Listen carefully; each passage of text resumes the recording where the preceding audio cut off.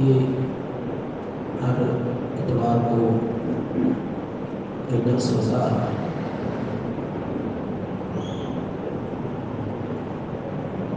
اس سلسلے میں آج سوال جواب ایک درس کے طور پر رکھا گیا ہے.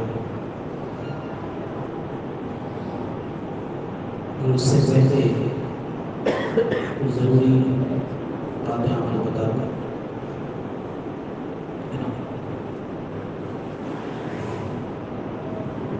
چونکہ رمضان شریف اگر کل چاند نظر آ گیا کل 19 تاریخ چاند اگر کل نظر آ گیا تو تراویح بھی شروع ہو جائے گی اور منگلوار سے پہلا روزہ ہو جائے گا. تو اس سلسلے میں روزے کے تعلق سے باتیں آپ کو بتا دوں کہ کون سی چیزیں ایسی ہیں جس سے روزہ ٹوٹ جاتا ہے. اس کے بعد انشاءاللہ سوال جواب کا سلسلہ ہوگا. کیونکہ نیاز نہیں رکھی اس کی ضرورت بھی نہیں. نیاز رکھی تو پکے بہت ہے نا. کھانے کی نیاز ہوتی تو بورڈ لگانے کی ضرورت نہیں ہے. اس سے ہم کو پتہ چلتا ہے کہ دین سیکھنے کے لیے ہم اتنا شوق رکھتے ہیں ہے نا, اور کھانے کا بھی اتنا شوق رکھتے ہیں. ہمیں جگہ بھی نہیں رہے گی نصیب سے اور باہر بھی مل جائے گا. جب پتہ چل گیا کہ اگر دیکھ بڑھ رہی ہے تو ایک دم فل نصیب ہو جائے گا. تو نیاز کھانے میں کوئی پرابلم نہیں ہے, کھانی چاہیے, لیکن دین کا علم حاصل کرنا یہ نہایت ضروری ہے نا. کون سی چیزوں سے روزہ ٹوٹ جاتا ہے, کون سی چیزوں سے نہیں ٹوٹتا ہے, یہ سب معلومات ہونی چاہیے. اسی کے تعلق سے بتاتے ہیں کہ وہ چیزیں جن سے روزہ ٹوٹ جاتا ہے اس کو پہلے سمجھ کر, جیسے کھانا پینا, ایسے ہی جماع کرنا اپنی بیوی کے ساتھ, اس سے روزہ ٹوٹ جاتا ہے. جبکہ روزہ دار ہونا اس کو یاد بھی ہو. اگر روزہ دار ہونا بھول گیا اور ایسی حالت میں کھا پی لیا یا اپنی بیوی سے نکاح کر دیا تو روزہ ٹوٹے گا نہیں. اگر ایسا سمجھ کے کہ اب تو روزہ ٹوٹ ہی گیا ہے, نہ وہ کھا لیتے ہیں, اب جو ہے روزہ ٹوٹ جائے گا. اس وقت نہیں ٹوٹا ہے نا.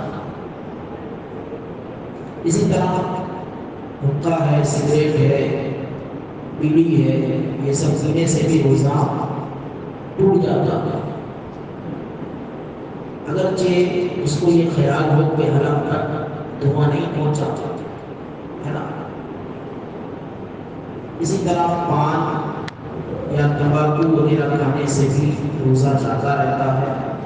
اگرچہ اس کی جو پیک آتی ہے وہ آپ نے تھوکی ہوئی, کیوں, وجہ کیا ہے کہ اس کی باریک جو اجزاء ہوتے ہیں وہ رب سے نیچے اتر ہی جاتے ہیں.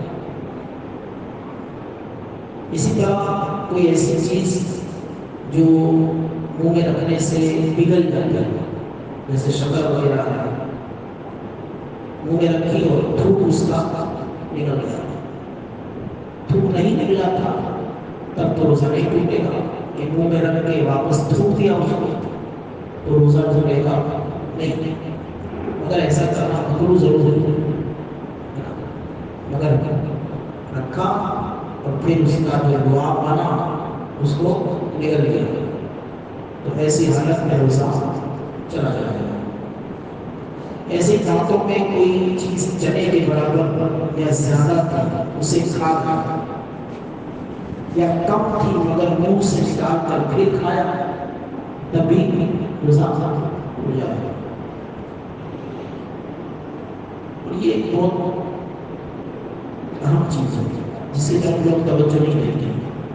دانتوں سے خون نکل کر حلق سے نیچے اترا اور وہ خون تھوک سے زیادہ تھا یا برابر تھا، تھوک سے زیادہ تھا یا برابر تھا، ٹھیک ہے، کوئی صورت ہو سکتی ہے، زیادہ ہوا یا برابر ہوا یا پھر اس سے کم، مگر اس کا مزہ حلق سے حلق میں محسوس ہوا، ان سب صورتوں میں روزہ جاتا رہا، زیادہ ہو یا برابر ہو، اور حلق میں اس کا مزہ بھی محسوس ہوا تو روزہ جاتا ہے، کم تھا اور مزہ بھی محسوس نہیں ہوا تو روزہ جھوٹے گا۔ اس پر توجہ کسی کی نہیں ہوتی اور اکثر ایسا ہوتا ہے نا۔ اس لیے جب وضو کرنے کے لیے بیٹھے اور کلی کریں روزے کی حالت میں، جب کلی کریں اور تھوک کر اگر اس میں آمیزش نظر آئے، ٹھیک ہے، رنگ وغیرہ، تو اچھی طریقے سے بار بار کلی کرتے رہیں تاکہ ایسا نہ ہو کہ خون جو دانت سے نکل رہا ہے وہ زیادہ مقدار میں ہو جائے، ہے نا، تھوک سے زیادہ ہو جائے یا برابر ہو جائے تھوک، اور پھر اس کو آپ سمجھ لو کہ یہ پانی ہے، سمجھ کے آپ نے نگل لیا تو روزہ چلا جائے۔ اس پر بہت کم لوگوں کی توجہ ہوتی ہے اور ایسا روزے میں ہوتا ہے نا۔ اسی طرح استنجا کرنے کے لیے جائیں اس وقت بھی جو ہے وہ اتنا پھیل کر نہ بیٹھے، ہے نا، کہ اتنا پھیل کر پانی نہ لے کہ جس سے پانی جو ہے وہ اندر تک پہنچ گیا اور ایسی جگہ تک پہنچا جہاں پر جو ہے وہ اگر کوئی تکلیف ہو تو وہاں پر اس کو جو ہے وہ دوا وغیرہ پہنچائی جاتی ہے نا۔ اگر وہاں تک پانی پہنچ گیا تو اس راستے سے پانی اندر بھی جاتا ہے پیڑ میں، سمجھ میں آئے؟ تو یہ بھی جو ہے روزے کو توڑنے والی چیز ہے، اس لیے بہت زیادہ جو ہے وہ مبالغے کے ساتھ بہت زیادہ پھیل کر استنجا کرنا نہیں چاہیے۔ اس کی سب سے بہتر صورت یہ ہے کہ آپ رمضان کے مہینے میں استنجے کا ٹائم جو ہے وہ افطار کے بعد ہی رکھیں، ہے نا، سحری تک، مطلب وہ ٹائم ایسا ہے تو آپ اس چیز سے بچ سکتے ہیں، یا پھر اگر ٹائم آپ کا دن میں ہی ہے تو پھر اس صورت میں اس چیز کا خیال رکھا جائے کہ آپ جو ہے وہ روزے کی حالت میں مبالغے کے ساتھ استنجا نہ کریں، پانی نہ لیں، ورنہ پھر روزہ ٹوٹ جائے گا۔ یہ سب چیزوں پر لوگ توجہ نہیں دیتے، ہے نا۔ اسی طرح روزے کی حالت میں ناک میں دوا چڑھائی، ناک میں یا کان میں تیل ڈالا، یہ کسی وجہ سے چلا گیا تو ایسی حالت میں بھی روزہ چلا جائے گا، ہے نا۔ اور اگر پانی ڈالا کان میں تو روزہ نہیں جائے گا۔ اس لیے ناک میں نرم ہڈی تک پانی چڑھایا جاتا ہے۔ غسل میں 3 فرض ہے نا، ایک کلی کرنا، ٹھیک ہے، اور ایک ناک کی نرم ہڈی تک پانی پہنچانا اور پورے جسم پر پانی بہانا، سر سے لے کے پیر تک۔ اب روزے کی حالت میں اگر کوئی انسان جو ہے وہ کلی کر رہا ہے تو اس کو غرغرہ کرنے کی اجازت نہیں ہے۔ غرغرہ سمجھتے ہیں، پانی لے کے ایسے کرتے ہیں الگ تک پانی پہنچاتے ہیں.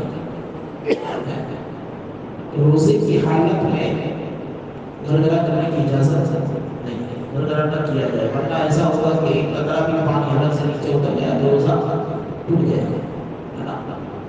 یا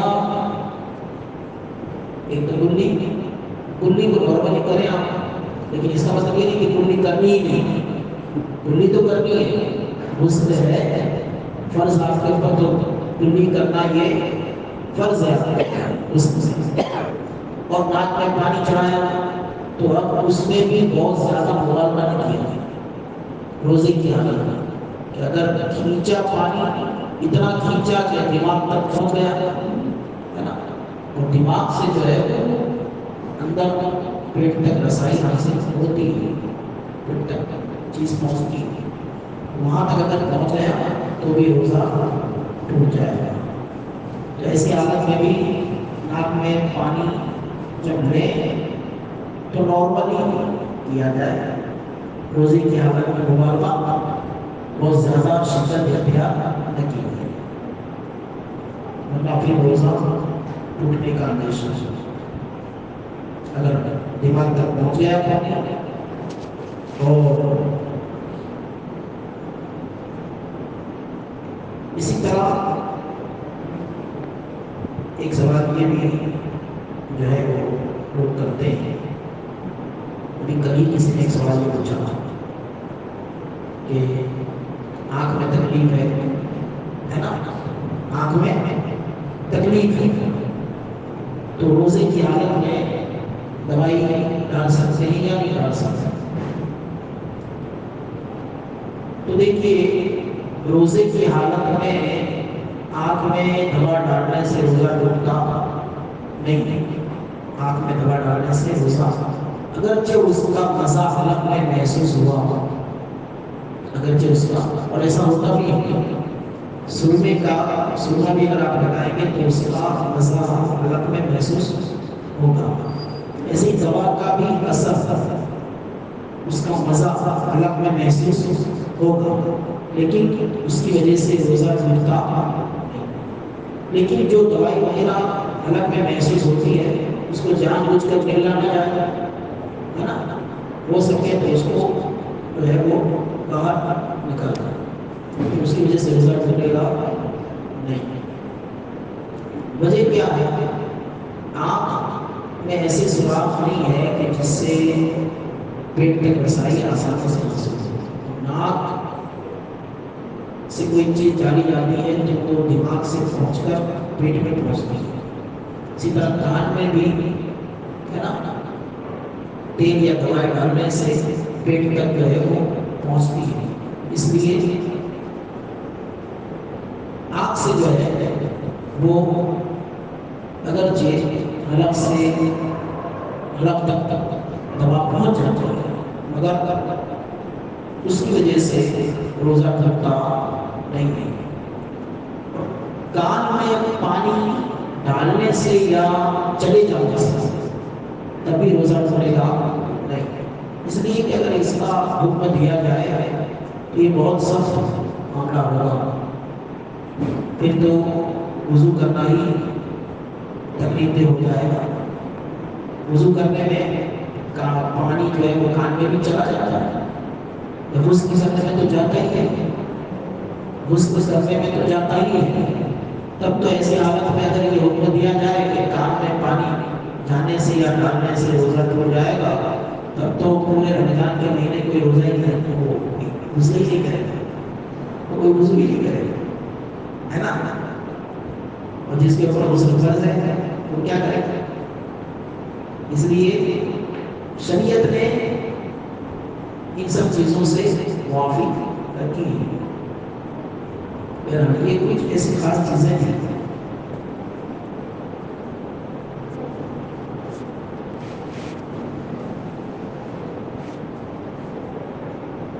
اور ایک یہ بھی ہے کہ اگر جو شخص شادی شدہ ہے اگر اس نے اپنی بیوی کے ساتھ ملامت کی ہے نا، یعنی ہم بستری نہیں دیے مگر صرف مباشرت کا مطلب کیا ہے کہ دونوں کی شرط راہیں ملی، اگرچہ مباشرت جو ہے وہ حقیقی معنی میں نہیں ہوئی، بستری نہیں ہوئی، لیکن اس کی وجہ سے اس کو انسان ہو گیا، ٹھیک ہے، منی نکل آئی، ایسی حالت میں بھی روزہ ٹوٹ جائے گا۔ اس لیے ان سب چیزوں پر دھیان ہونا چاہیے۔ مگر ایک سوال یہ ہوتا ہے کہ روزے کی حالت میں اگر احترام ہوا نائٹ پارٹ، اس سے روزہ ٹوٹے گا کیا؟ تو اس سے روزہ ٹوٹے گا نہیں، اس لیے کہ اس نے خود سے نہیں کیا ہے نا، خود سے کام نہیں کیا۔ اگر وہ اپنے ہاتھ سے یہ کام کرتا جو حرام ہے تب تو ایسی حالت میں روزہ ٹوٹ جائے گا۔ اس لیے ان سب چیزوں پر خاص توجہ دینی چاہیے۔ رمضان میں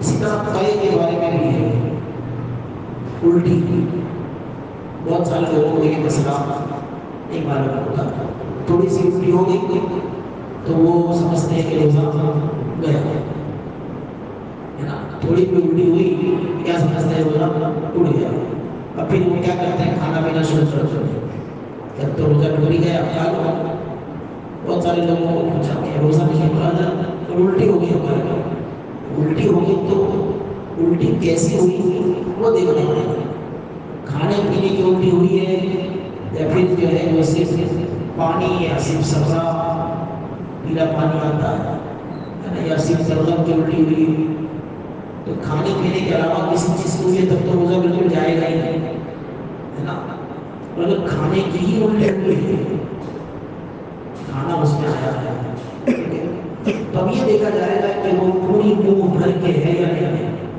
منہ بھر الٹی، منہ بھر الٹی کا مطلب کیا ہوتا ہے؟ اگر اس کو کوئی روکنا چاہے بھی تو رکے نہیں، نکل ہی جائے ہے نا، اس کو کہتے ہیں منہ بھر۔ تو اگر منہ بھر ہے اور جان بوجھ کے اس نے کی ہے الٹی تب، اور روزہ کا ہمیں یاد بھی ہے تب تو روزہ ٹوٹ ہی جائے گا، ٹھیک ہے، اور اگر اس سے کم ہے تو نہیں ٹوٹے گا، ٹھیک ہے، اس سے کم کی تو نہیں ٹوٹے گا، اگر جان بوجھ کے ٹوٹے تبھی نہیں ٹوٹے گا، منہ بھر سے کم ہے تو نہیں ٹوٹے گا، اور بغیر اختیار کے ہو گئی،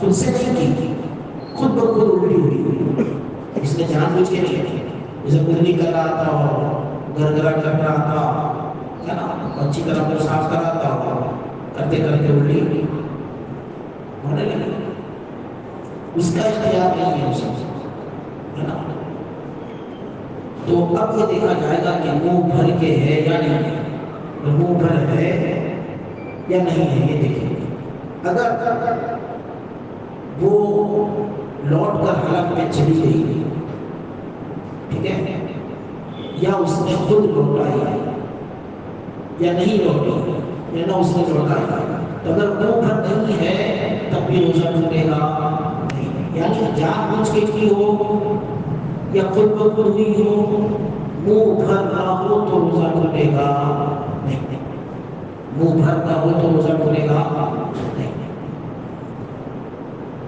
اور اگر منہ بھر ہے، منہ بھر کے الٹی ہوئی ہے اور اس نے لوٹائی نہیں، ٹھیک ہے، اگرچہ اس میں سے صرف تھوڑا سا ہی اندر گیا ہے، پورا نہیں گیا، چنے کے برابر الگ سے اتر گیا تو اب روزہ چلا جائے گا، ٹھیک ہے، اور اگر ایسا نہیں ہے، اس میں سے تھوڑا سا بھی اندر نہیں گیا بلکہ جا رہا تھا پھر اس نے واپس اس کو نکال دیا، ٹھیک ہے، تب بھی روزہ ٹوٹے گا نہیں، اس لیے ایسے سوال جو ہے وہ ایسے مسائل کو جاننا بہت ضروری ہے جس پر لوگوں کی توجہ نہیں ہوتی ہے، اس لیے یہ میں نے آپ کو بتا دیا، کچھ سوالات آئے تھے اس میں ایک سوال یہ تھا جو سب سے اہم سوال ہے نا، آج کے سیشن کا سب سے اہم سوال یہ ہے کہ ہم پہلی سب سے کرسی پر نماز پڑھتے ہیں، کرسی پر بیٹھ کر نماز پڑھنا ہے نا، اور صف کے بیچ میں رکھ کر نماز پڑھنا، صف ہے سب کے بیچ میں، تو ایسی حالت میں نماز کا کیا حکم ہوگا؟ اور ویسے ہی جو ہے سوال کا تفصیل ہے، مگر پورے سوال کا یہی محاصل ہے کہ کرسی پر نماز کا حکم کیا ہے نا، اور اگر کرسی پر نماز مجبوری ایسی ہے کہ پڑھنی ہی پڑے گی تو اب وہ بیچ صف میں لگا سکتا ہے یا نہیں؟ اس میں سب سے پہلی بات تو یہ ہے کہ کرسی پر نماز پڑھنا یہی سب سے بڑی بنیادی بات ہے، سب سے پہلے نظر یہ چیز، کیونکہ اکثر وہ لوگ جو آرام سے کھڑے رہ سکتے ہیں، باہر کھڑے بھی رہتے ہیں، بات چیت کرتے ہیں، بازار آتے جاتے ہیں، ہے نا، ایسے لوگ جو ہمارے بزرگ ہیں وہ کرسی لگی ہوتی ہے تو آگے سیدھے بیٹھ جاتے ہیں، حالانکہ ویسے بازار میں کھڑے بھی رہتے ہیں، کھڑے نہیں رہ سکتے ہیں تو وہ چل کے آئے کیسے؟ کوئی چلنے کے لیے کھڑا رہنا ضروری ہے نا، کہ بیٹھے بیٹھے انسان چلے گا، وہ جب بیٹھ سکتا ہے تو ظاہر سی بات ہے کہ زمین پر بیٹھ کر ہی چلے گا، تو زمین پر جب بیٹھ سکتا ہے تو پھر کرسی پر بیٹھنے کی کیا ضرورت ہے؟ زمین پر جب بیٹھ سکتا ہے تو کرسی پر بیٹھنے کی کیا ضرورت ہے؟ اور سب سے بنیادی چیز جو ہے نا وہ کیا ہے؟ وہ ہے اس چیز کا علم نہ ہونا کہ کون سی چیزیں نماز میں فرض ہیں، نماز میں کون سی چیزیں فرض ہیں، جیسے قیام، قرات ہے، رکوع ہے، سجدہ ہے، سجود اور قادۂ اخیرہ اور خروج جیسے یہ 6 چیزیں نماز میں فرض ہیں۔ قیام کرسی کی حالت میں باہر سے کوئی آیا مسجد میں اور ظاہر سی بات ہے کوئی جوان تو بیٹھے گا نہیں کرسی میں، بڑی شخص بیٹھے گا، جوان وہی بیٹھے گا جو اتنا کمزور ہو بیماری کی وجہ سے جو نیچے بیٹھ سکتا ہو، ہے نا، تو ایسے شخص کو شریعت نے مکلف بھی نہیں بنایا ہے کہ وہ اپنے گھر کو چھوڑ کے یہاں پر آئے، اس کے لیے جماعت کی حاضری واجب نہیں ہے۔ ایسے شخص کے لیے جو اتنا کمزور ہے کہ گھر سے چل کے نہیں آ سکتا، یا وہاں سے چل کے آئے گا تو اور زیادہ کمزور ہو جائے گا، وہاں سے چل کے آئے گا اور زیادہ کمزور ہو جائے گا، اور وہاں پر اگر گھر پہ رہے گا تو آرام سے کھڑے ہو کے نماز پڑھ سکتا ہے، تو مسجد میں آنے کی اجازت نہیں، گھر پہ رہے اور کھڑے ہو کے نماز پڑھ سکتا ہے۔ بات سمجھ آ رہی ہے؟ اب کیا سمجھ میں آیا کہ جو لوگ آتے ہیں اور آ کے کرسی پہ بیٹھ جاتے ہیں ان لوگوں کی نماز ہوگی ہی نہیں؟ کیوں نہیں ہوگی؟ وجہ کیا ہے کہ وہ لوگ کھڑے رہنے پر قادر ہیں، قیام جو فرض ہے نماز کے، ٹھیک ہے، بتایا کہ فقہائے کرام نے کہ اگر اتنی دیر کے لیے بھی کھڑا رہ سکتا، اتنی دیر کے لیے کہ وہ صرف اللہ اکبر کہے گا، اگر اتنا بھی کھڑا رہ سکتا ہے تو اتنا بھی اس پر کھڑا رہنا فرض ہے، اگر اتنی دیر بھی کھڑا نہیں رہا تو اس کا قیام نہیں ہوگا، قیام نہیں ہوگا تو نماز نہیں ہوئی۔ اب آپ یہ دیکھ سکتے ہیں کہ جو لوگ کرسی پہ بیٹھتے ہیں، ہے نا، جمعہ میں آپ نے دیکھا ہوگا وہ لوگ اتنی دیر تو کھڑے رہ سکتے ہیں نا کہ لفظ اللہ اکبر کہہ کر جو ہے وہ نماز کو شروع کر سکے کھڑے ہونے کی حالت، بلکہ کچھ لوگ تو ایسے ہوتے ہیں کہ اس سے زیادہ بھی کھڑا رہ سکتے ہیں، جتنی دیر تک وہ کھڑا رہ سکتا ہے قیام، اگر پورا مکمل قیام وہ کر سکتا ہے تو مکمل قیام کرنا اس پر فرض اگر اس نے قیام چھوڑ دیا ڈائریکٹ آ کے بیٹھ گیا کرسی پہ، حالانکہ وہ کھڑا رہ سکتا تھا، تو اس کا قیام نہیں ہوا، قیام نہیں ہوا تو نماز وہی نہیں۔ جتنی نماز اس کی ایسی پڑھی ہے وہ سب نماز کا دورہ واجب تھی۔ جتنی نمازیں اس نے ایسی پڑھی کہ وہ کھڑے ہو کے قیام کی حالت میں رہ سکتا تھا، اگر اس نے قیام نہیں کیا سیدھا آ کے بیٹھ گیا کرسی پہ۔ ایک تو یہ بات، دوسری بات کیا ہے کہ رکوع اور سجدہ، بہت سارے لوگوں کی یہ شکایت ہوتی ہے کہ ہم لوگ پیر لٹکا کے بیٹھ سکتے ہیں، نیچے نہیں بیٹھ سکتے، پیر لٹکا کے بیٹھ سکتے ہیں، نیچے نہیں بیٹھ سکتے، مگر یہ عذر بھی قابل قبول نہیں ہے۔ سمجھ میں آئی؟ یعنی سب سے آخری درجہ جو ہے وہ نماز کا کیا ہے؟ اگر وہ اتنا کمزور ہے یا اتنا بے بس ہے، اتنا پریشان ہے کہ کوئی اس کے لیے چارہ ہی نہیں ہے کرسی پر بیٹھنے کے سوا، یعنی کرسی پر ہی بیٹھ سکتا ہے۔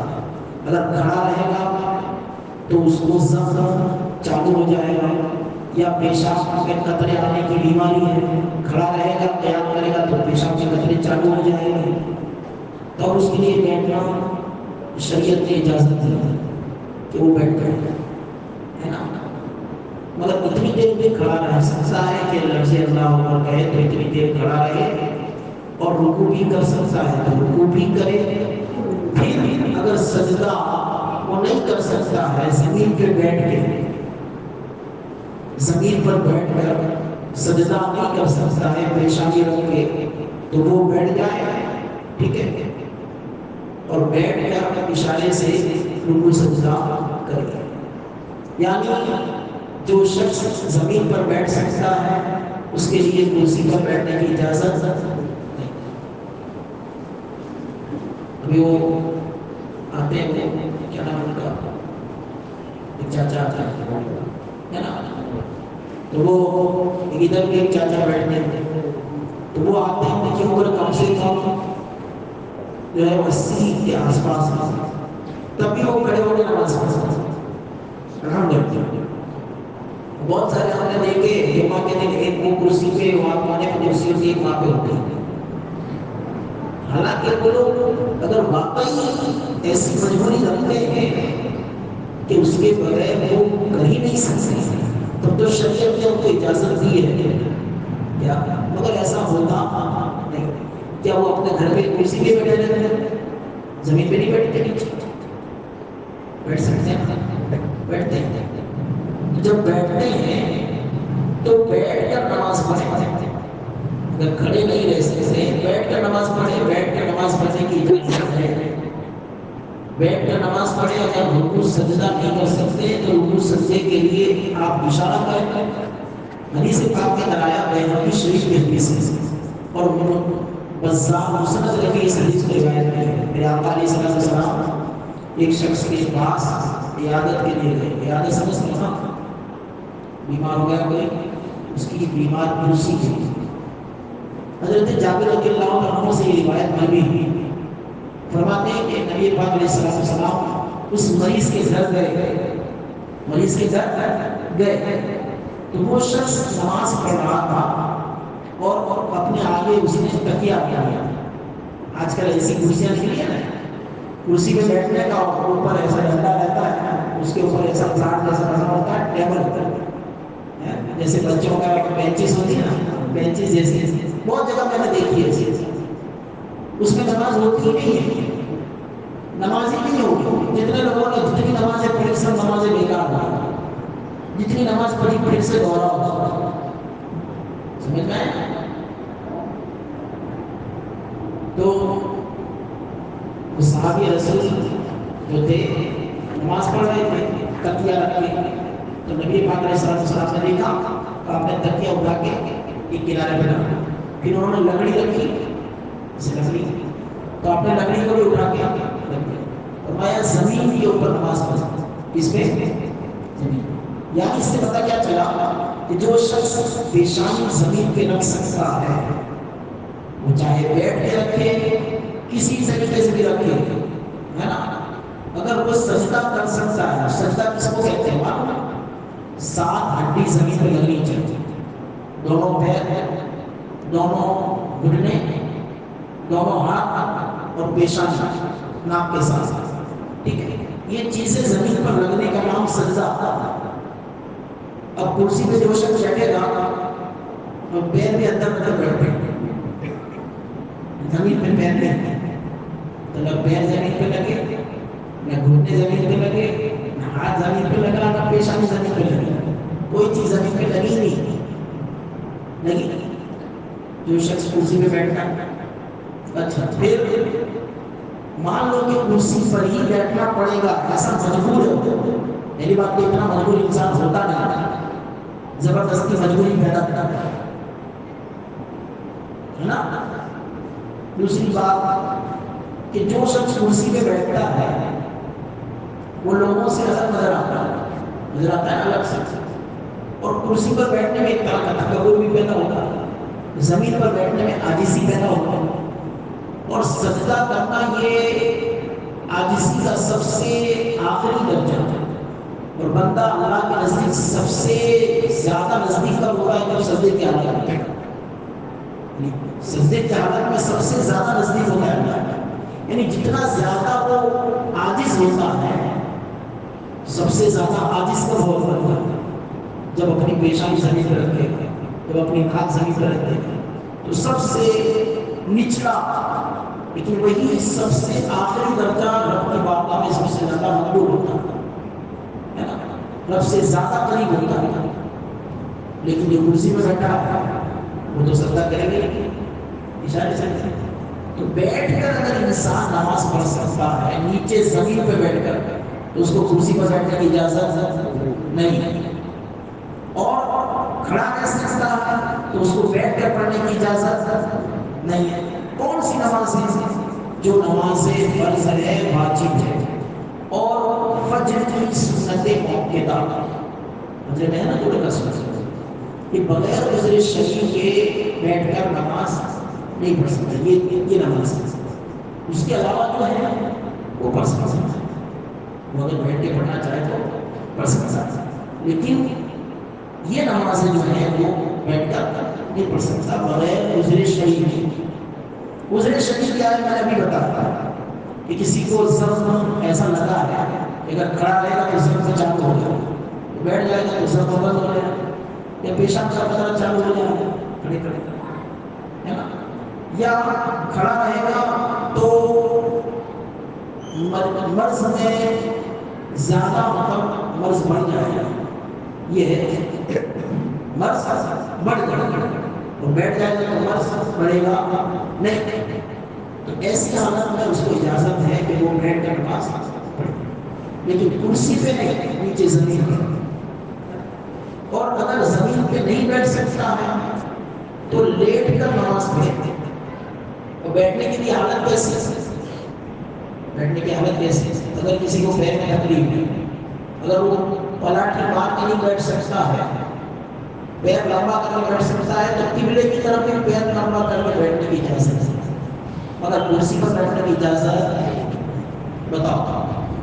تو اتنا سخت حکم ہے کہ قبلے کی طرف بھی اگر پیر کر سکتا ہے وہ، یعنی اس طرح بیٹھ سکتا ہے، تکلیف نہیں ہوگی، تو اس کو اجازت ہے کہ قبلے کی طرف پیر کر کے بیٹھے. مگر بیٹھ کر نیچے زمین پہ بیٹھے، تو زمین پر بیٹھ کر رکوع سجدہ ڈائریکٹ نہیں کر سکتا ہے، تو اشارے سے کرے، اشارے سے بات سمجھ آئے. اب آپ مجھے بتاؤ جو لوگ کرسی پہ بیٹھتے ہیں کیا وہ ایسی پوزیشن میں ہوتے ہیں جو زمین پہ بھی نہیں بیٹھ سکتے؟ یا کرسی پر ہی بیٹھنا پڑے گا ان کو؟ ایسا تو نہیں ہوتا. اگر ہے ایسی پوزیشن بائی چانس، تو اس کے لیے حکم یہ ہے کہ پچھلی صف کے اندر لگائے کرسی کا لگائے پچھلی صف سے. اور اگر آگے جگہ ہیں پچھلی صف سے، کب لگائے گا؟ جب پوری مسجد بن جائے گی، ہے نا. اگر آگے ہی صف پہ لگانا ہے تو کنارے پہ لگائے، بیچ صف میں لگانے کی اجازت نہیں، بیچ صف پہ لگائے گا تو اس سے صف جو ہے وہ منقطع ہوگی اور وہ شخص گنہگار ہوگا۔ تو یہ بہت آج کا ایک اہم سوال تھا۔ تو کرسی پر نماز اس وقت جائز ہوگی جبکہ بغیر کرسی کے وہ کسی بھی حالت میں بیٹھ کر لیٹ کر اشارے سے نماز نہ پڑھ سکتا ہو، ایسی پوزیشن ہو اس کی، تب جا کر جو ہے وہ کرسی پر نماز پڑھ سکتا ہے، اگر ایسا ہوتا نہیں۔ اچھا خاصا انسان ہوتا ہے، آرام سے نیچے بھی بیٹھ سکتا ہے، پیر پھیلا کے بھی بیٹھ سکتا ہے، مگر وہ زبردستی آ کے کرسی لگا کے بیٹھ جاتا ہے۔ تو اس کے اندر خشوع اور خضوع نہیں پایا جاتا۔ کرسی پہ انسان بیٹھے گا اور ایک زمین پہ بیٹھے گا تو کرسی والا جو ہوگا وہ اپنے آپ کو تھوڑا اونچا سمجھے گا ادھر۔ تو یہ نماز جو ہے وہ عبادت ہے، اور عبادت میں عاجزی ہونی چاہیے، انکساری ہونی چاہیے، خشوع ہونا چاہیے۔ یہاں پر تو تکبر ہے نا، تو بہت ساری وجہ ہے جس کی وجہ سے فقہائے کرام اس کی اجازت دیتے نہیں ہے۔ پھر بھی اگر کوئی ایسا ہی مجبور ہے، واقعی ہے، تو اس کے لیے ہے کہ وہ آخر میں لاسٹ میں کرسی لگا سکتا ہے۔ بہت سے لوگ ہیں وہ یہ کہتے ہیں کہ ہم مسجد کے اندر پیسے دیتے ہیں کرسی رکھنے کے۔ میں نے مسئلہ پڑھا، اس میں تو یہ لکھا تھا کہ مسجد کے اندر کرسیاں رکھنا، اس کے لیے پیسہ دینا، یہ ثواب نہیں، یہ گناہ ہے۔ کہ جو لوگ مجبور نہیں ہے، جو لوگ مجبور نہیں ہے، زبردستی کرسی دے کے مجبور بن جاتا ہے، وہ لوگ جب کرسی پہ نماز پڑھیں گے تو ان کی نماز برباد ہو جائے گی۔ جب نماز برباد ہو جائے گی تو کرسی جس نے رکھوائی تو مسجد میں اس کو ثواب ملے گا کہ جو ہے وہ عذاب ملے گا۔ ظاہر سی بات ہے، کسی کو نماز کو بچانا چاہیے نا۔ جب آپ کرسی نہیں رکھیں گے تو وہ مجبور ہوگا نیچے بیٹھنے کے لیے۔ کرسی نہیں ہے، نماز پڑھنی ہے، اس کو تو نیچے بیٹھے گا، نیچے بیٹھے گا تو نماز ہو جائے گا، نیچے بیٹھے گا تو نماز ہو جائے گا۔ لیکن کرسی پر زبردستی بیٹھ رہا، نماز نہیں پڑے گی۔ اس لیے ان سب چیزوں پر توجہ دینی چاہیے۔ آج کا امپورٹنٹ سوال سمجھیے۔ ایک سوال کیا آیا تھا کہ اقامت پڑھنے والا شخص امام کے کس سائڈ میں کھڑا ہے نا؟ دیکھیے، امام کے پیچھے وہ کھڑا رہے اقامت کے لیے، ہے نا، امام کے پیچھے کھڑا رہے۔ اگر پیچھے نہیں تو پھر داہنی سائڈ میں کھڑا رہے، تھوڑا سا داہنی سائڈ۔ اور اگر نہ پیچھے کھڑا رہنے کی جگہ ہے، نہ داہنی سائڈ میں کھڑے رہنے کی جگہ ہے، تو بائیں سائڈ میں بھی وہ کھڑا رہ سکتا ہے نا، بائیں سائڈ میں بھی کھڑا رہ سکتا ہے، لیکن اقامت کہنے والا امام کے پیچھے کھڑا رہے۔ دوسرا اسی سے مختلف ہے، اگر کوئی نمازی اس جگہ بیٹھا ہوا ہے تو کیا کرے؟ پہلی بات تو یہ ہے کہ اس جگہ پر جو اقامت کی جگہ ہے وہاں بیٹھنا ہی نہیں چاہیے۔ اگر اس کو اقامت نہیں کہنی ہے، اقامت اس کو نہیں کہنی ہے تو اس جگہ پر بیٹھے ہی نہیں، یہ جگہ رکے ہوئے۔ اور کوئی اس کو اگر معمولی بنا لے تو وہیں بیٹھا رہنا ہے۔ تو اب فتنے کو ختم کرنے کے لیے کہ اس شخص سے انحصاری نہ ہو، اس کو نہ ہٹائے، موقع جہاں ملے وہیں سائڈ کے پیچھے ہے نا وہ اقامت کہتے ہیں۔ دوسرا یہ ہے کہ اذان دینے والے پر ہی اقامت فرض ہے۔ دیکھیے، سب سے بڑی بات تو یہ کہ اقامت فرض نہیں ہے، اقامت کہنا فرض نہیں ہے، سنت مؤکدہ، اذان بھی سنت مؤکدہ ہے اور اقامت بھی سنت مؤکدہ ہے۔ ٹھیک ہے، اقامت کی جو سنیت ہے، جو مؤکدہ ہے، وہ اذان سے زیادہ، یعنی اذان بھی سنت مؤکدہ ہے مگر اس سے زیادہ درجہ اقامت کا ہے نا، اقامت کا درجہ زیادہ ہے۔ اب یہ کوئی ضروری نہیں ہے کہ جس نے اذان دی وہی اقامت بھی کرے، کوئی ضروری نہیں ہے، مگر حقدار وہی ہے، جس نے اذان دی ہے وہی اس بات کا حق رکھتا ہے کہ وہ اقامت کرے۔ تو اگر اس کی اجازت سے کوئی دوسرا اقامت کہتا ہے تب تو کوئی حرج نہیں، اور وہ غائب ہو گیا، اذان کہی اور کسی کام میں چلا گیا، وہ موجود نہیں ہے، تو کوئی بھی اس کی جگہ اقامت کہہ سکتا ہے۔ کوئی کا مطلب یہ نہیں، جو لائق ہو وہ کہہ سکتا ہے نا، جو لائق ہو وہ کہہ سکتا ہے۔ مثلا اس کو اسی وقت استنجا لگ گیا، چلا گیا، یا کوئی حاجت آ گئی، یا کوئی ایمرجنسی آ گئی تو وہ چلا گیا، اس کی غیر حاضری میں کوئی بھی اقامت کہہ سکتا ہے، مگر اس کی موجودگی میں بغیر اس کی اجازت کے اقامت کہنا یہ مکروہ ہے۔ کیا ہے؟ مکروہ، شریعت میں پسند نہیں ہے۔ وہ موجود ہے وہی اقامت کرے گا، ٹھیک ہے، اس کی اجازت سے کیسے؟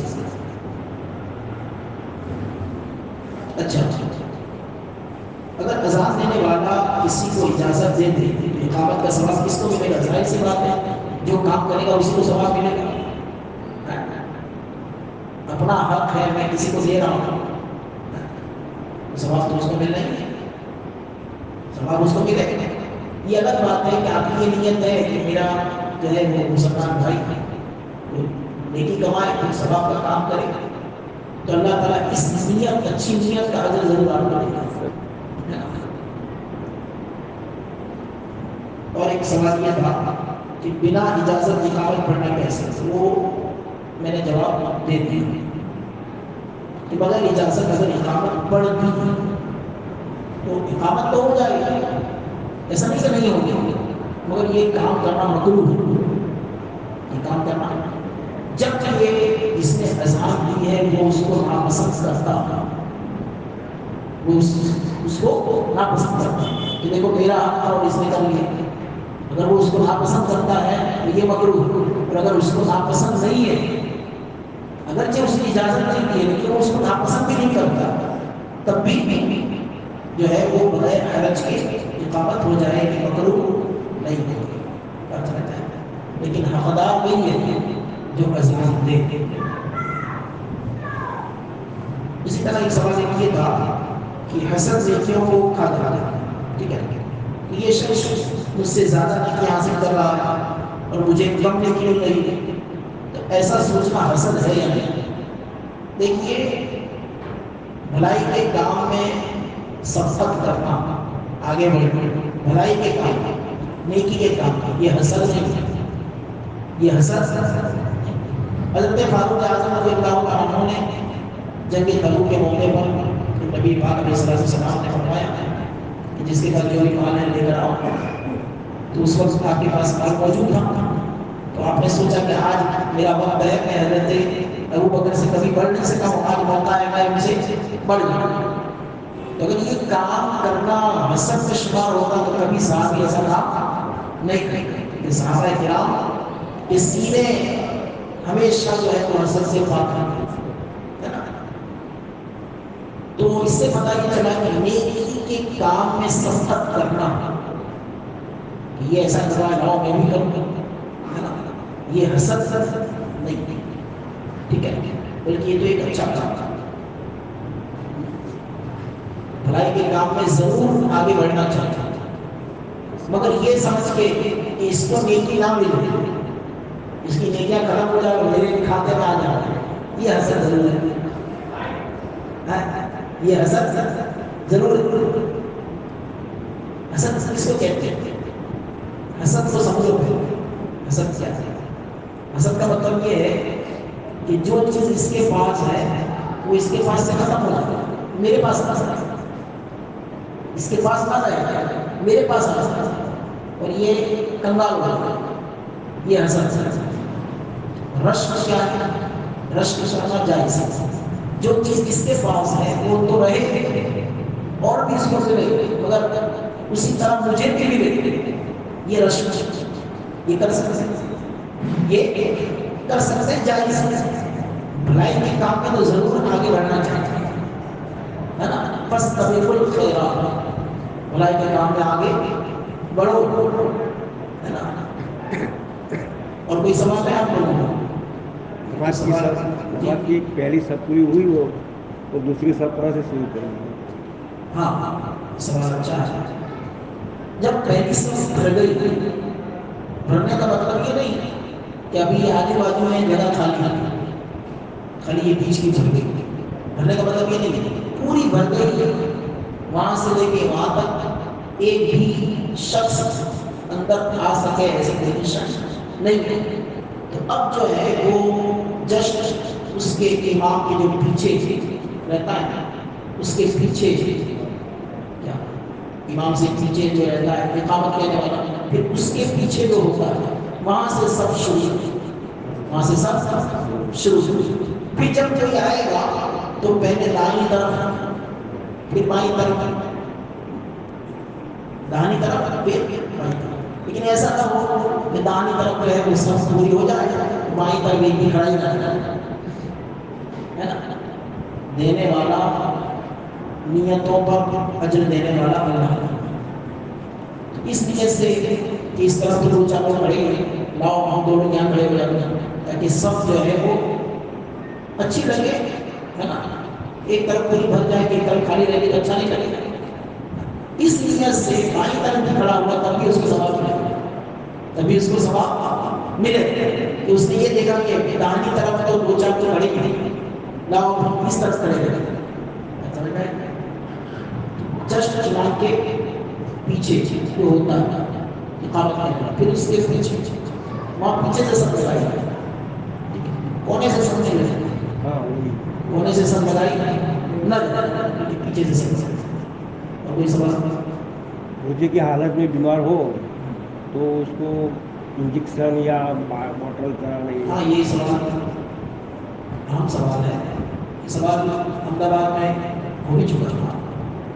دیکھیے، روزے کی حالت میں بلڈ ٹیسٹ یا بوٹل چڑھانا یا انجیکشن لینا، اس سے روزہ ٹوٹتا نہیں۔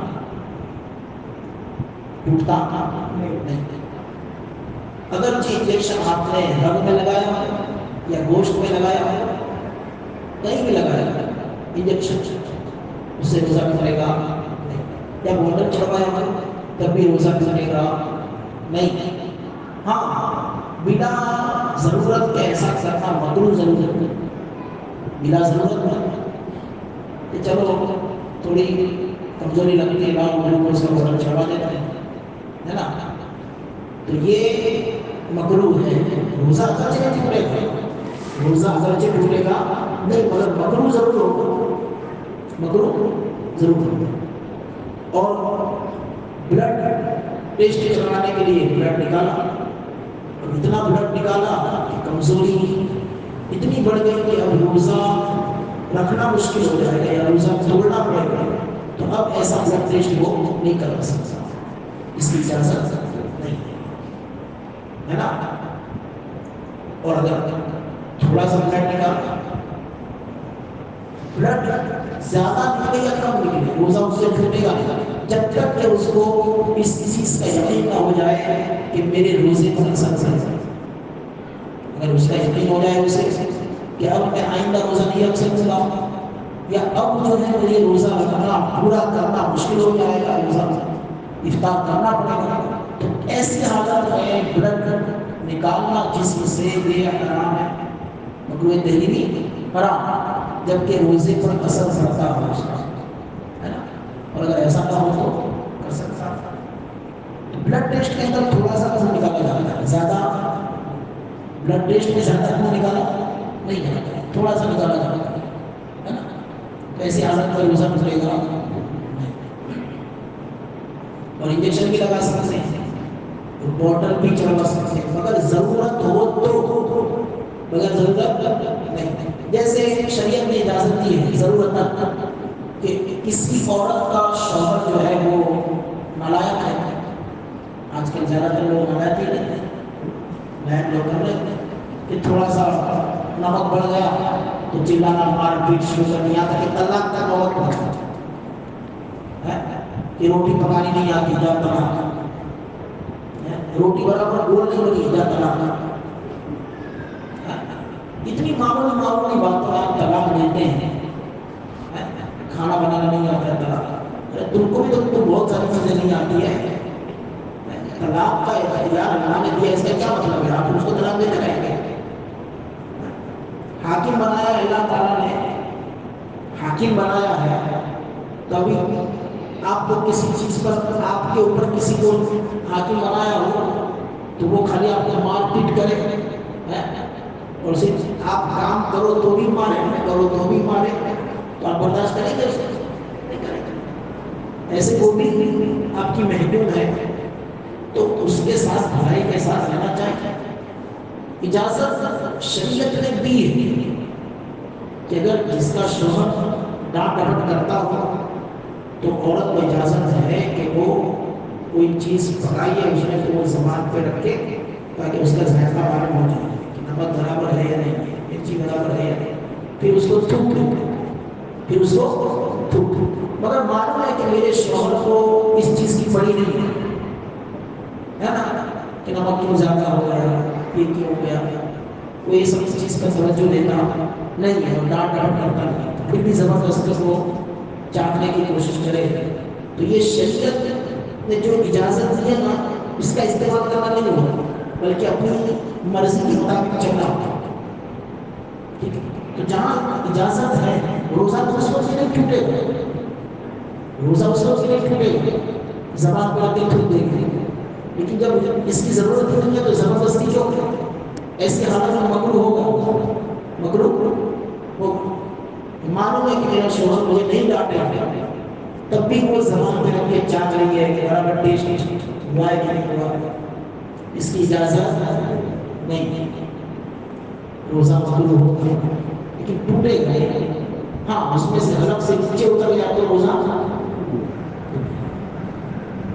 ایسے وہاں پر بھی ہے، اگر ضرورت ہے تو آپ وہ کام کر سکتے ہیں، ضرورت نہیں ہے تو پھر کریں گے تو کیا ہوگا؟ روزہ مکروہ ہوگا، بعض مسئلوں میں روزہ ٹوٹ بھی جائے گا۔ اور کیا سمجھتا ہوں؟ روزے کی حالت میں مسواک کر سکتے کیا مسواک؟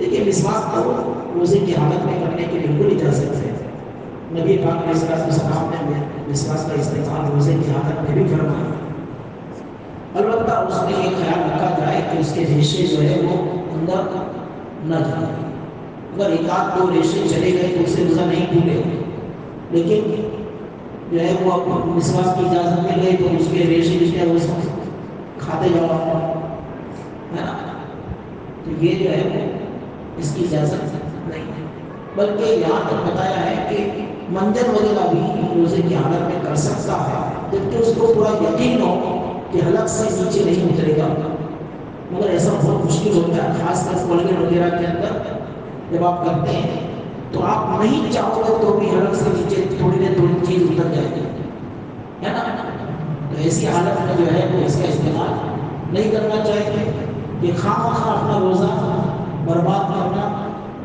اور جب ایک روزہ جان بوجھ کر آپ نے توڑ دیا، جان بوجھ کر، کوئی ضرورت نہیں تھی، کوئی عذر نہیں تھا، جان بوجھ کے توڑا آپ نے، تو 61 روزے رکھنے پڑیں گے، کتنے روزے؟ 61 روزے، 60 پہ قضا کفارے کے، 60 روزے کفارے کا، ایک روزہ وہ قضا تھا، کتنے رکھنے پڑیں گے؟ 61 روزے کفارہ، یا تو غلام آزاد کرنا، غلام کہیں گے تو 60 روزے رکھنا، روزے رکھ سکتے ہیں تو روزے ہی رکھنے پڑیں گے، فقیر کو نہیں کھلا سکتے، بات سمجھ آ رہی ہے؟ وہ یہ سمجھے کہ چلو 60 روزے تو بہت مہنگے پڑیں گے، لا 60 فقیر کھلا دے، ایک روزے کے بدلے میں 60 فقیر کھلا دے، کفارہ ادا ہو جائے، نہیں ہوگا، روزہ رکھنے کی طاقت ہے تو 60 روزے ہی رکھنے پڑیں گے، اور بیچ میں ایک روزہ بھی بھول سے چھوٹ گیا تو پھر سے چالو کر دے، ایک روزہ وہ 60 روزے ہو گئے، ایک روزہ چھوٹ گیا بیچ میں، پھر سے چالو کر دے، بات سمجھ میں آ ہوتا ہے جان بوجھ کر روزہ توڑ دینے سے. یعنی آپ کو معلوم ہے کہ میں اچھا ہوں تندرست ہوں، پھر آپ نے روزہ رکھ لیا، پھر تھوڑا بہت پیٹ میں درد ہوا، تھوڑا بہت کیا چلو اب تو پیٹ میں گھومنے لگا، ہم نے روزہ توڑ دیتے ہیں.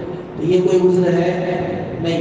ایسا سخت مرض ہو جائے کہ جس میں ڈاکٹر یہ کہے ہے نا کہ نہیں اگر آپ افطار نہیں کرو گے تو آپ کو جان کا خطرہ ہو سکتا ہے، یا مرض بہت زیادہ بڑھ سکتا ہے. اگر ایسی کنڈیشن ہے تو روزہ افطار کر لینے کی اجازت ہے، اس کو سے کفارہ دینا نہیں پڑے گا، مگر قضا ایک روزے کی قضا تو کرنی ہی پڑے گی. اور کوئی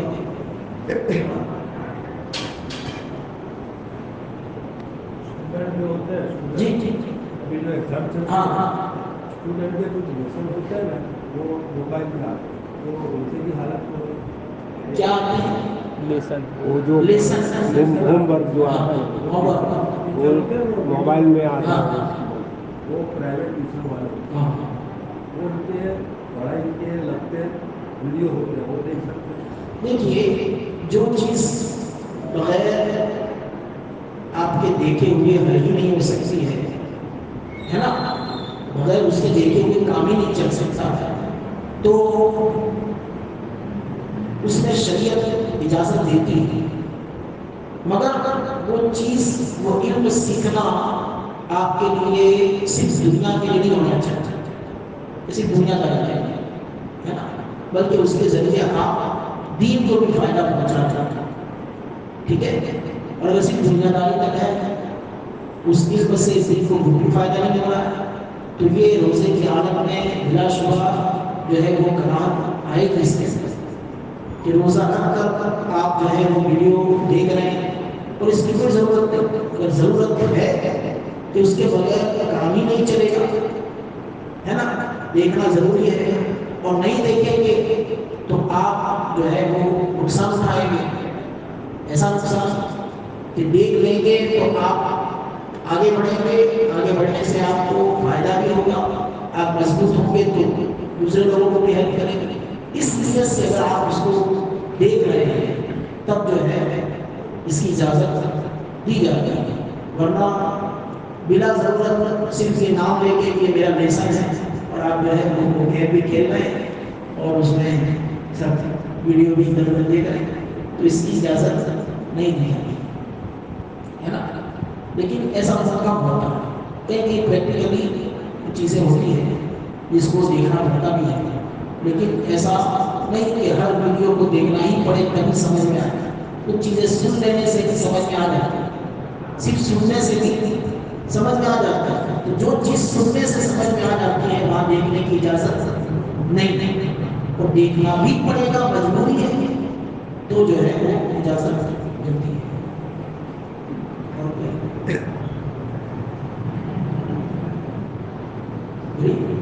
کوئی شخص اگر سنت کے بیچ میں 20 صفحہ نماز پڑھتا ہو تو اس کی بات بات کی نماز ہوتی ہے. دیکھیے قطع صف یہ سوال اچھا ہے. قطع صف یعنی صف کو منقطع کرنا یہ حرام ہے. قطع صف کیا ہے؟ حرام کا مرتکب ہوگا، لیکن اس کی وجہ سے اب سب کی نماز برباد ہو جائے گا. اس کا حکم فقہاء کرام کے لیے کرے کوئی اور بھرے کوئی، کرے کوئی اور بھرے کوئی. اگر ایسا حکم دیا جائے تو جہاں جہاں کرسی لگا کر لوگ بیٹھ گئے وہاں کوئی نماز پڑھنے آئے نہیں، چلو اس کے بعد نماز ہوگی نہیں میری ہے نا. البتہ وہ پوری صف جہاں کرسی لگائی ہے، کرسی جیسے یہاں سے یہاں تک صف میں کھڑے ہیں لوگ اور یہاں کرسی لگائی کسی، اب اس کے بعد جتنے لوگ آ رہے ہیں صف وہاں سے کٹ رہی ہے، وہ سب کا گناہ اس کے اوپر ہوگا کرسی لگانے والے کا. اور یہاں لگائیے اس کے بعد جتنے لوگ آپ کے کھڑے ہوئے سب کا گناہ اس کے اوپر ہوگا کہ اس نے بیچ میں صف کو لگایا، لیکن ان سب کی نمازیں جو ہے وہ خراب ہو جائے ایسا مسئلہ فقہاء کرام نہیں دیکھتے، لیکن گنہگار ضرور ہو. صف منقطع کرنے سے امت ضرور ثابت ہوگی، اس لیے حکم یہ دیا جاتا ہے کہ وہ آخر میں لگائے، ہے نا، بیچ میں جگہ چھوڑ دو، جو لوگ بھی آئیں گے بیچ میں کھڑے رہیں۔ پہلی بات تو میں نے اوپر پہلے ہی بتا دیا کہ ایسی مجبوری ہوتی نہیں ہے کرسی پہ بیٹھنا پڑے، زبردستی مجبور بنتے ہیں، زبردستی مجبور بنتے ہیں کہ کرسی پر بیٹھتے ہیں، کبھی نماز ہو رہی ہے، گھر کے اندر نیچے بیٹھ کے آرام سے نیچے سو بھی رہے، نیچے بیٹھ بھی رہے۔ یہاں تک حکم آیا ہے کہ اگر کوئی ٹیک لگا کے کھڑے رہ سکتا، جیسے کہ وہ دیوار وہاں کھڑکی ہے، اور کوئی بوڑھا انسان ہے وہ ایسے کھڑا رہ کر نہیں رہ سکتا، لیکن ٹیک لگائے گا تو قیام کر سکتا ہے، تو اس کو اجازت ہے کہ وہ ٹیک لگا کر کے کھڑا رہے، ٹیک لگا کے کھڑا رہے۔ یا اگر خادم رکھے، یعنی کوئی اس کو ٹیک لگانے والا ہوگا، وہ اس کو ٹیک دے کے کھڑا رہ سکتا ہے، تو اس کی بھی اجازت ہے کہ کسی کو اپنے پاس میں کھڑا رکھے اور اس کے کندھے کے اوپر ہاتھ رکھ کے وہ اتنی دیر تک کھڑا رہے۔ جب اتنی اجازت شریعت نے دی ہے قیام کے لیے، تو زبردستی قیام چھوڑ کے کرسی پہ بیٹھ جانا یہ بہت بڑی حماقت ہے، بلکہ نمازوں کو برباد کرنا ہے۔ بتایا ہاں، سرکار اعلیٰ حضرت پر بھی لوگ اعتراض کرتے ہیں کہ آپ لوگ کرسی کے اوپر بٹھا کے لوگ لے جاتے تھے۔ کرسی پہ بٹھا کے دو لوگ لے کے جاتے تھے، یہ کہاں لکھا ہے کہ سرکار اعلیٰ حضرت کرسی پہ نماز پڑھتے تھے؟ یہ کہاں لکھا ہے؟ مسجد تک لے جاتے تھے، وہاں لے جانے کے بعد جو ہے وہ آپ صف کے اندر کھڑے رہ کر یا بیٹھ کر جیسی پوزیشن ہوتی ہے آپ نماز ادا کرتے ہیں، کرسی پر بیٹھ کر نماز نہیں پڑھتے۔ خام خام کا اعتراض لوگوں نے کیا، اٹھا کے لے کے جاتے تھے کرسی کو، لیکن وہی کرسی پوری وہیں پہ رکھ کے کرسی پہ نماز پڑھتے تھے، ایسا نہیں۔ تو درمیان صف میں کرسی کا رکھنا یہ بہت زیادہ سخت معیوب ہے، اور وہ شخص ذمہ ہے کہ اس کی وجہ سے صف جو ہے وہ قطع ہو رہا ہے، ٹھیک ہے، سب آگے پیچھے ہو جائے گی، صف آگے پیچھے ہو جائے گی، پھر اتنی جگہ ان کی گر رہے، جگہ گرے گی نا، جگہ بھی گرے گی، تو اس کی اجازت شریعت نہیں دے گی۔ بہت سارے نئے نئے مفتیان کرام بھی نکلے ہیں جو کہتے ہیں کہ جو ہے وہ صف کے درمیان بھی کرسی لگا کے نماز ہو جائے، شریعت کسی کی گھر کی نہیں، سمجھ آئی بات؟ اپنے دماغ سے آپ اس کے اندر کچھ لگا سکتے ہیں۔ سب سے بنیادی چیز جو ہے وہ صف کے لیے، صف کے اندر جگہ نہیں ہونی چاہیے، جگہ بالکل بھی ہونی چاہیے نہیں، بالکل کندھے سے کندھا لگا ہوا ہونا چاہیے۔ اب ظاہر سی بات ہے اگر آپ نے بیچ میں کرسی رکھی، کرسی بیچ میں رکھی تو ایک انسان کھڑا رہے گا یا بیٹھے گا، اس میں کتنی جگہ ہو گئی، اور ایک کرسی رکھی جائے تو ایک تو انسان کی جگہ ہو گئی، اور پھر کرسی کی الگ سے پائے ہیں اور یہ ہے اس کی جگہ الگ سے رک رہی، تو صف بھی منقطع ہو رہی ہے، صف کی برابری بھی ختم ہو رہی ہے، اور وہ جگہ بھی الگ سے ایکسٹرا ہو رہی ہے۔ بہت ساری ایسی چیزیں۔ دوسری بات، وہ شخص اس بات کا قادر بھی ہے کہ کھڑا رہ سکتا ہے تھوڑی دیر کے لیے، پھر بھی کھڑا نہیں رہتا ہے تو اس کی نماز ہی نہیں، اس کی نماز ہی نہیں ہے، نماز ہی نہیں ہوگی اس کی، اور ایسی نماز پڑھی ہے کہ اس کو دہرانا واجب ہے۔ بات سمجھ میں آئی؟ تو کراہت ضرور ہے درمیانے صف میں رکھنا کرسی کی، کراہت ضرور ہے اور سخت معیوب ہے، اس لیے اگر بائی چانس کرسی رکھنی ہی پڑتی ہے تو صف کے آخر میں اینڈنگ میں رکھی جائے، بیچ میں رکھی۔ اللہ تعالیٰ سے دعا ہے، اور کوئی سوال ہے آپ کو؟ آپ وہ ہے کہ سب کہہ نماز پڑھتے ہیں، ہاں یہ سوال اچھا ہے۔ آپ بائیں والا ٹی شرٹ یا شرٹ پہن کر نماز پڑھنے کا حکم، دیکھیے ایک تو ہے کہ آپ کے پاس ہے ہی نہیں کپڑا ہی نہیں ہے، یہی ایسا کٹنگ ہی ہے نا، تو بغیر کراہت کا نماز ہو جائے، اور ہے کے باوجود آپ نماز میں وہی کپڑا استعمال کر رہے ہیں، ہاف والا ہی استعمال کرتے ہیں. آپ کے پاس آلریڈی فل آستین کا کپڑا موجود ہے، لیکن آپ نماز کے لیے آ رہے ہیں وہی کپڑا پہن کے آ جاتے ہیں جو ہاتھ پائے والا ہے. تو کراہت تنزیہی ہے. کیا کراہت تنزیہی، تحریمی نہیں. یعنی نماز ہو جائے گی مگر ناپسند ہے ایسی نماز. اور اگر آپ کے پاس جو ہے وہ فل آستین کا کپڑا ہے، آپ آستین چڑھا رہے ہیں، آستین آپ چڑھا رہے ہیں، آدھی کلائی یا اس سے زیادہ آستین آپ موڑ کے چڑھا رہے ہیں، تب تو نماز مقبول تحریمی ہوگی، نماز کو دہرانا واجب ہے. ایک ہے ہاتھ بائیں کی پہن کر نماز پڑھنا، اور ایک یہ ہے کہ آستین کھولو لیکن اس کو موڑ کے وہ بھی اتنا موڑا نارملی اتنا سا رہ گیا، تب تو نماز میں کوئی تحریمی کا حکم نہیں ہے. لیکن آدھی گلائی جتنا آپ نے یا اس سے زیادہ آپ نے موڑا، ٹھیک ہے، اور پھر نماز پڑھی، تب ایسی نماز کا دہرانا واجب مکروہ تحریمی. اور ہاتھ بائیں ہے تو مکروہ تنزیہی ہوگی. جان بوجھ کر ایسا کپڑا نماز میں استعمال نہیں کرنا چاہیے کہ جس سے نماز مکروہ تنزیہی بھی ہوگی.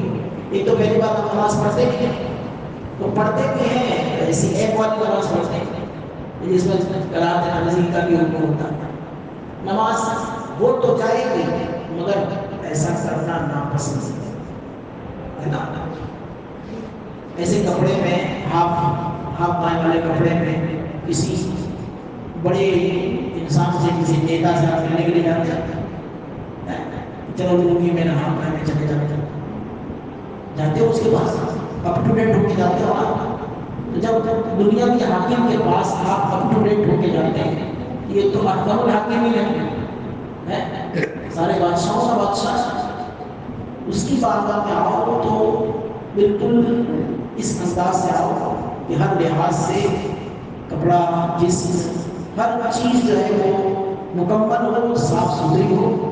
ایسی پوزیشن میں رب کی بارگاہ میں آنا چاہیے. اور کوئی سوال ہے؟ جی چھوٹے بچے، ہاں یہ سوال میں بہت سمجھتا ہوں، بہت اس میں کافی مارا ماری بھی ہو چکی ہے. لیکن مسئلہ یہی ہے کہ اتنا بڑا ہے کہ سمجھتا نماز 10-12 سال کا لڑکا ہے جو نماز کو سمجھتا اور صحیح سے نماز پڑھتا تو اس کو صف میں سے نکالا نہیں جاتا، اگرچہ پہلی صفی میں کھڑا. اور اس سے چھوٹا ہے جس کو نماز سمجھ میں نہیں آتی ہے یا جو ہے وہ شرارتی بہت ہے، حالانکہ شرارتی اور فتنہ فساد پھیلانے والا ہو تو بڑے کو بھی مسجد میں آنے کی اجازت دی، بڑا ہو تو بھی اس کو بھی نکالا جائے گا مسجد سے. اگر اس کو فتنہ پھیلاتا ہے تو اس کو بھی مسجد سے نکالا جائے گا، چاہے بڑا ہو. تو چھوٹے کو تو بدل کیا ہوتا. اچھا، جو 10-12 سال کے بچے نہیں ہیں، چھوٹے ہیں، 9 سال کے، 8 سال کے، کیا تو ان کو پیچھے صف میں کھڑا کرنا، نہ کہ آگے، پیچھے صف میں آگے نہ نکلے. اور 10-12 سال 14 سال کے بچے وہ کھڑے ہو گئے تو ان کو صف میں سے باہر نہیں نکالنا جائے. شرارت کرے تو وہ چاہے بھی گنڈائی کرے اس کو بھی گھسیٹا جائے. کہ شرارت کرنے کی کسی کو اجازت نہیں ہے. مسجد اللہ کا گھر ہے نا، یہاں عبادت کے لیے ہم لوگ آتے ہیں، دھمال مستی کرنے کے لیے نہیں آتے. اگر دھمال مستی بچے کریں یا بڑے کریں یا بوڑھے کریں، کوئی بھی کرے، فتنہ پھیلانے کی بات کرے تو اس کو مسجد سے نکالا جائے گا. مسجد اللہ کا گھر ہے، اس کا ادب ہر حال میں لازم ہے ہمارے لیے. تو اتنا چھوٹا ہو کہ جو سمجھتا نہ ہو کیا، تو اس کو تو پہلی صف میں اجازت ہی نہیں، کھڑے ہونے، اس کو پیچھے کھڑا رکھتا. اور اگر ٹھیک ہے پڑھنے کے لائق ہے بڑا ہے 10 سال سے زیادہ ہے 11-12 سال سے بچہ ہے اور نماز پڑھتا ہے تو صف میں آ چکا ہے تو اس کو مسجد نہیں جائے اور سب میں کھڑا ہے اور ان کی جگہ پر کھڑا ہے سمجھتا نہیں تو اس کو بتایا جاتا ہے نا اسے بتایا جاتا ہے اور یہ کہ جگہ آگے ہے جگہ آگے ہے تو یہ شریعت کی اجازت ہے کہ پیچھے والا آ کے وہ جگہ کو پر کر دے پیچھے والا آ کے وہ جگہ کو پر کرے اگرچہ اس میں کسی کو تکلیف پہنچے کیونکہ وہ تکلیف اس نے خود نے پیدا کیا اگر وہ پہلے سے سب پوری کر دیتا تو اس کو تکلیف نہیں ہوتی اس کو یوں سمجھو کہ صفوں کو چیرنے کی اجازت نہیں ہے جبکہ سب پوری بھری ہوئی پہلی سب بھری ہوئی دوسری سب بھری ہوئی تیسری سب بھری ہوئی ہے نا تو صفوں کو چیر کے جانے کی اجازت نہیں ہے مگر جگہ ہے پہلی صف میں اور آپ لاسٹ صف میں کھڑے ہیں تو چیر کے جا کے پہلی صف کو بھرنے کی اجازت ہے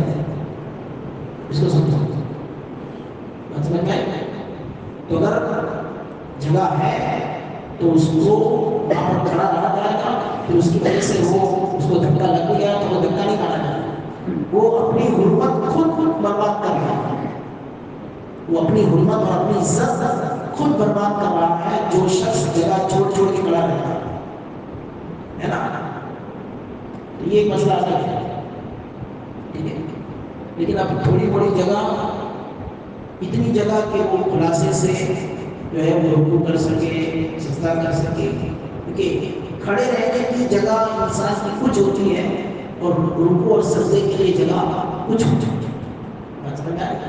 اگر اتنی جگہ چھوٹی ہے تو خامخواہ اس کو دھکا نہیں مارا جائے یا اس کو نہیں گھسیٹا جائے اور واقعی اتنی جگہ ہے کہ وہاں ایک انسان آسانی سے کھڑا رہ سکتا ہے تو پھر وہ جگہ کو پر کیا جائے گا حدیث پاک میں اس کی اجازت ہے کہ آگے صف میں جگہ ہو اور پیچھے کوئی آئے تو وہ صف کو چیرتا ہوا جائے اور وہ جگہ کو پر کرے اس کی اجازت ہے ٹھیک ہے لیکن یہ کب ہوگا جب دوسری صف کا کوئی انسان آگے نہ جاتا ہم کو معلوم ہے کہ ہم لاسٹ صف میں کھڑے ہیں جگہ یہاں بنی ہے تو دوسری صف والا کوئی بھی آگے بڑھ جائے گا تو اب ہم زبردستی پچھلی صف میں سے آگے نہیں آئیں گے اس وقت آئیں گے کہ دوسری صف والا تیسری صف والا صف کو پر نہیں کر رہا ہے تو اب لاسٹ والا بھی آگے جگہ کو پر کرے گا سمجھ جائے یہ ہے سچویشن حضرت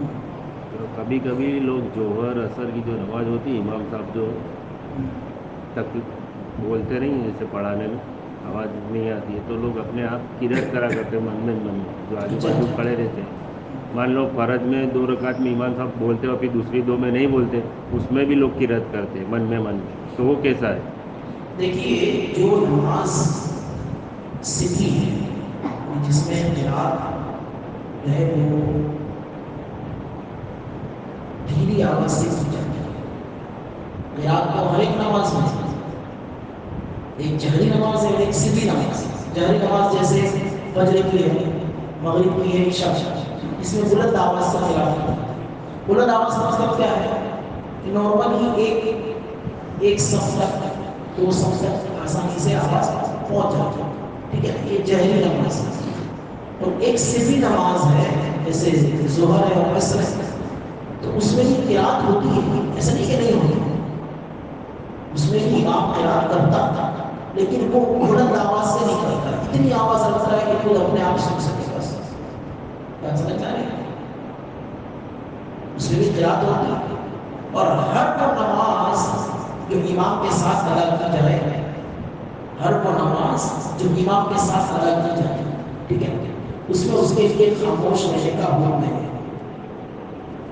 خاموش رہنے کا حکم ہے حدیث پاک کے اندر یہ آیا ہے کہ من کان لہو امامۃ یعنی جس کے لیے کوئی امام ہو فقراءۃ الامام قراءۃ لہو تو امام کی جو قراءت ہے وہ اس کی قراءت ہے کہ اس نے اقتدا کی نا امام کی ارے بھائی اس نے امام کے پیچھے کہا اقتدا تو یہ حاضر امام پیچھے اس امام کے میں نماز پڑھ رہا ہوں پیچھے سے امام تھا. جب اس نے یہ کہا تو اب جو امام کی قرات ہے یہی اس کی قرات مان لی جائے گی. یعنی سری نماز کے اندر یا جہری نماز کے اندر پہلی 2 رکعت کے اندر ہے نا، باقی کی 2 رکعت کے اندر امام کو بھی اجازت ہے کہ وہ سورہ فاتحہ نہ بھی پڑھے یا پڑھے. جیسے مطلقاً جو ہے وہ اللہ کی حمد کرے. سورہ فاتحہ پڑھنا ضروری نہیں ہے، امام کی بھی ضرورت نہیں ہے آخری 2 رکعت کی. مگر پہلی 2 رکعت ہے اس میں تو امام کو قرات ضروری نہیں. قرات تو آپ پر بھی ہے مگر امام کی قرات آپ کی قرات مان لی جاتی ہے، اس لیے اب آپ کو قرات کرنی نہیں ہے، خاموشی سے رہنا ہے. ٹھیک ہے. اب سورہ فاتحہ ہے، اعوذ باللہ بسم اللہ ثنا پڑھنے کی اجازت ہے، یا اعوذ باللہ بسم اللہ پڑھیں. اب جو ہے وہ آپ کو خاموش رہنا ہے تو سورہ فاتحہ نہیں پڑھنی ہے، سورت نہیں ملانی ہے. ٹھیک ہے. خاموشی سے آپ کو امام کے پیچھے کھڑے رہنا ہے. جو امام کی قرات ہے وہی آپ کی قرات ہے. جماعت کے ساتھ جب آپ پڑھ رہے ہیں تو جب جہاں پڑھ رہے ہیں تو پھر آپ کے اوپر قرات لازم ہے. اب اتنی قرات کی جائے گی کہ جہری نماز کی طرح جہری سے قرات کر سکتے ہیں جبکہ کوئی آس پاس میں نہ ہو، ڈسٹرب نہ ہوتا ہو. اور سری نماز کے اندر اتنا پڑھیں کہ خود آپ سن سکیں. تنہائی میں پڑھ کر تنہائی میں بھی پڑھیں تو اتنی اجازت ہے کہ آپ کے کان تک آواز پہنچ جائے، اتنی زور سے پڑھیں. باقی ہر رکعت کے اندر جو ہے وہ آپ کو خاموش رہنا ہے. ٹھیک ہے. اور جہاں جہاں پڑھنا ہے، رکوع کی تسبیحات ہیں، سجدے کی تسبیحات ہیں، اس سے اٹھتے وقت جو ہے وہ کہنا ہے نا. اور جب قاعدے میں بیٹھیں گے اس وقت جو ہے وہ آپ کو تشہد وغیرہ پڑھنا ہے. ٹھیک ہے. درود ابراہیم آخری قاعدہ ہو تو درود ابراہیم بھی پڑھنا ہے، دعائے مسئلہ پڑھنا ہے. یہ سب پڑھنے کی اجازت ہے. باقی جب امام کی اقتدا کر لی تو اب قرات امام کے پیچھے کھڑے رہ کر قرات کرنا مذہب حنفی کے خلاف ہے. مذہب حنفی کے خلاف ہے. اگر آپ حنفی ہیں تو اس کی اجازت آپ کو نہیں ہے نا. سورہ فاتحہ پڑھنے کی بھی اجازت نہیں ہے. بات ہوتا ہے یہ اس وقت ہے جب آپ کی کوئی رکعت چھوٹی ہو اور آپ کھڑے ہوئے. اب جو ہے آپ پر قرات لازم ہے. اب آپ کو قرات کرنی ہے جتنی رکعتیں چھوٹی ہیں اس حساب سے. باقی امام کے پیچھے کھڑے ہیں تو آپ کو کچھ پڑھنا نہیں ہے سوائے ثنا ہے اور رکوع سجود کی تسبیحات ہے اور قاعدے میں تشہد درود ابراہیم دعائے مسئلہ. اب کوئی سوال؟ میری نماز میں جو ڈاٹ ڈاٹ آتے جاتے ہیں وہ سر لوگوں کو سائڈ کر کے پہلی صف میں بیٹھے. دیکھیے پہلی بات تو یہ ہے کہ بلا وجہ صفوں کو چیرنا اس کی اجازت شریعت نے نہیں دی.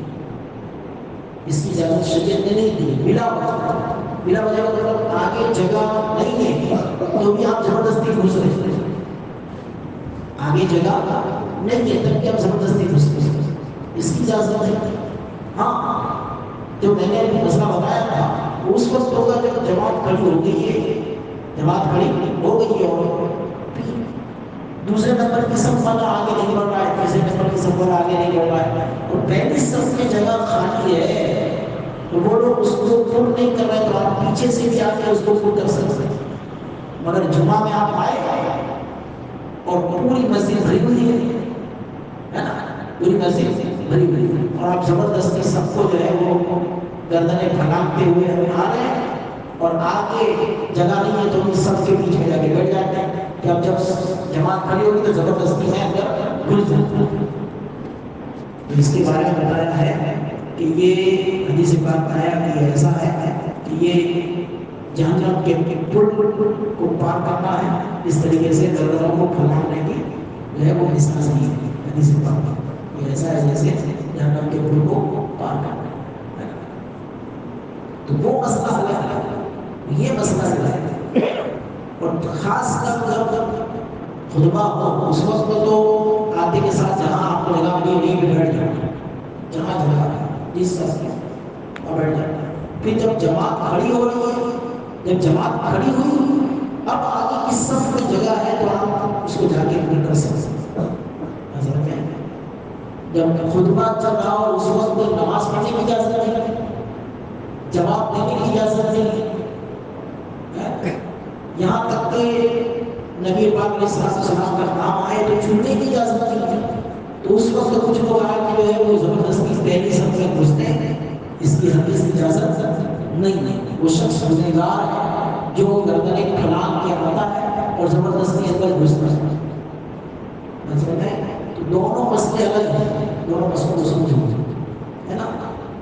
ہاں جگہ خالی ہے، کوئی نہیں بھر رہا ہے، تب جو ہے آپ اس کو آگے بڑھ سکتے ہیں، ہے نا؟ وہ بھی جب جماعت کھڑی ہوگا، نہیں کہ اس سے پہلے آپ آ جائیں اور سب سے لاسٹ میں آتے ہیں اور سب سے پہلے سب تک گھسنے کی کوشش کرتے ہیں، اس کی اجازت نہیں۔ اور اب یہ سیشن جو ہے وہ سوال جواب کا تو انشاءاللہ تراویح میں ہوتا ہی ہے۔ تراویح کے بعد 5-7 منٹ کا وقت